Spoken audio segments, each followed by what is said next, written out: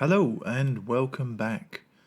My name's Sam Barber, and you're listening to episode 2 of season 2 of A Light in the Dark, my songwriting journey.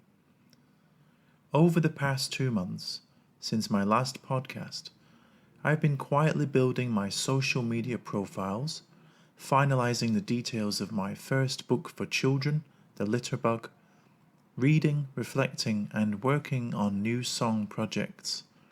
Some updates are that my song Distant Shores was a nominee for the 2021 Song of the Year on RZUK Radio in the USA, as it was Song of the Month in April that year. But in the end, it didn't win. My song Freedom Wheels didn't win the 4th annual Blues and Roots Radio International Song Contest either, but it was a top 10 jurors' choice, which was a great honour for me to be amongst some wonderful artists. I had 3 songs in the 2021 ISC, or the International Songwriting Competition, and neither of them made the semi-finals. I've entered my music frequently for Fresh on the Net this year, and recently for the 2022 Scottish Act of the Year award at BBC Radio Scotland, all with no success. What I've learned from these so-called failures or near misses throughout 2021 and into this year was that I'm giving my music a platform to be listened to and recognised, which is everything I ever wanted. As an independent artist, that is all I can do, and the rest is out of my hands.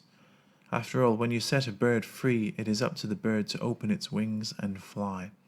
Or, from another angle, you have to be in it to win it, and just keep going. Just keep producing music, and if you like, submitting it for competitions, opportunities, and events like these. If it wins, then that's a bonus. But winning in music isn't the point.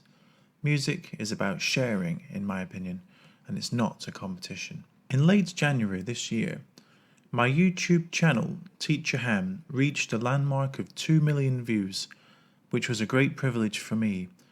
On the 21st of March this year, the channel will be 9 years old and 9,500 subscribers, and over 220 videos later, I'm thankful to everyone who has supported the channel, listened to the videos, liked, subscribed, and commented on the videos too. I'm also sincerely grateful to the artists who have helped to design artwork for the channel over the years, namely Evan Binkley, Kay Wong, and Sunny Ng. My Instagram and Twitter pages, Sam Barber Music, are also slowly building, both with over 400 followers. My Teacher Ham Facebook page now has over 550 likes, and my Sam Barber Music Facebook page over 1,000 followers. Thank you.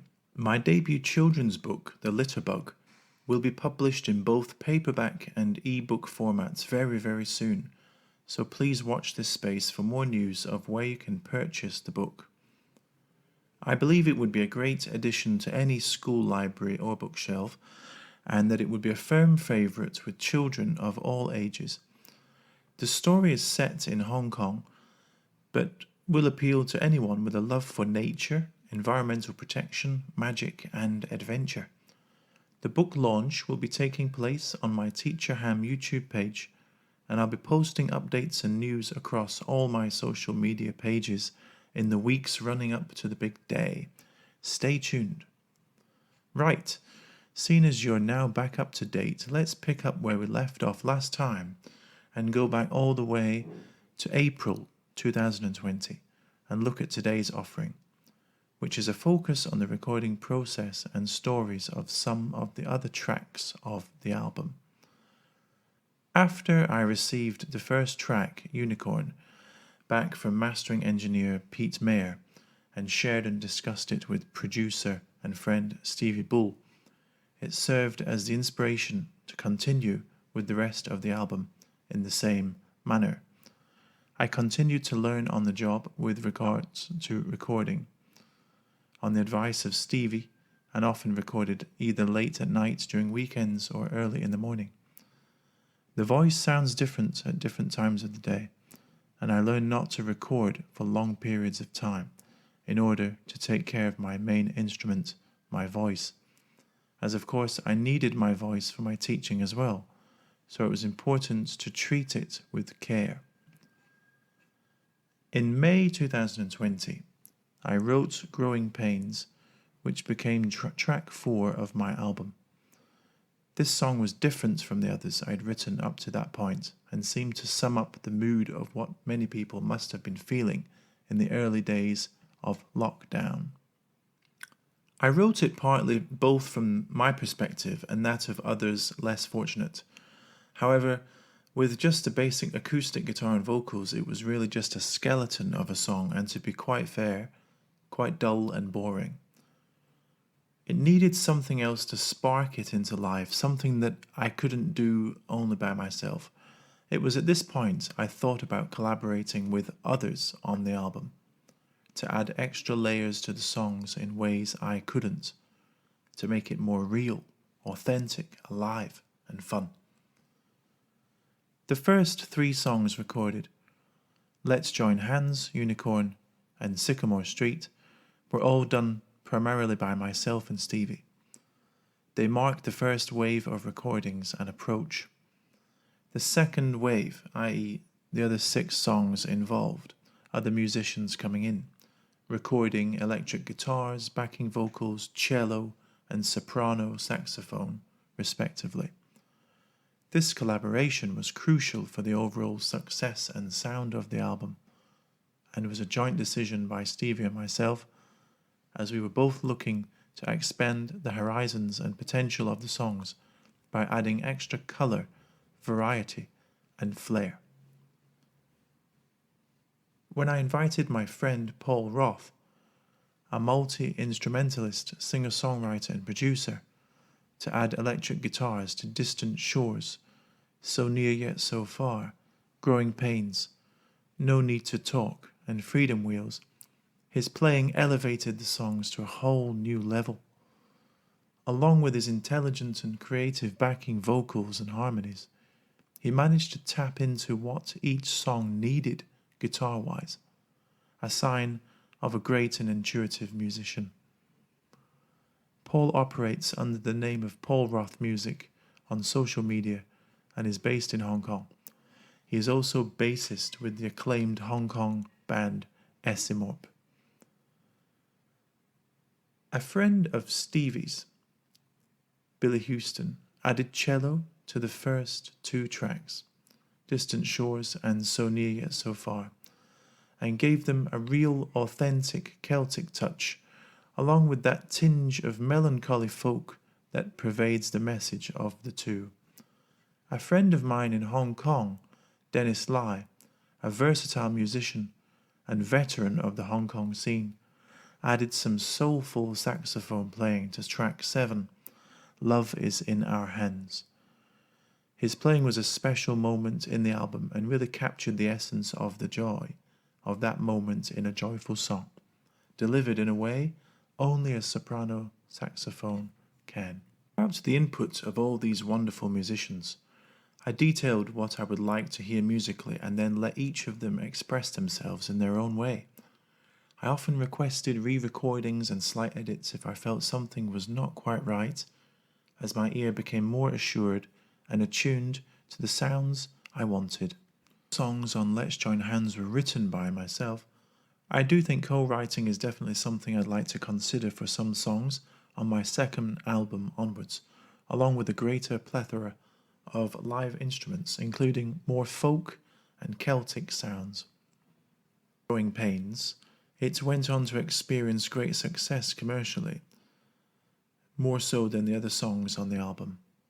Although arguably it's received less airplay overall than other songs, it has been the only one of my songs so far to be played on BBC Radio. That is on the Ian Anderson Show on BBC Radio Scotland on the 11th of April 2021, which was an absolute privilege and honour for me as a proud Scot. Hearing it on national radio was without doubt one of the proudest moments in my life and a memory I shall always cherish. I will discuss more about how the song managed to be played on the BBC in the next episodes when I discuss my marketing side of the album and the development of the EPK, or Electronic Press Kit. Growing Pains is also the song that has come the closest so far to landing a sync placement or a cut for TV or film. Every month now for well over a year, I've been sending songs to be chosen for sync placements for big artists, TV and film commercials, and the like, with Song Placements Pro, a fantastic company based in Nashville, USA, and run by my friend Ray Hamilton. Getting a song chosen is not an easy task, though, and requires resilience, dedication, and patience. Being a part of the SSP family is a great learning curve and exciting, and learning from better, more experienced artists and songwriters can only be a positive. Listen to several times for 1 to 2 Netflix dramas, and hopefully one of these days it will land a deal. I've yet to do that with any of my songs, but therein lies the challenge. Longevity, staying the course, adapting to change, and constantly trying to improve one's output, as ultimately, in any walk of life, we will most likely experience more failures than successes, but the key is to keep positive and keep moving forward.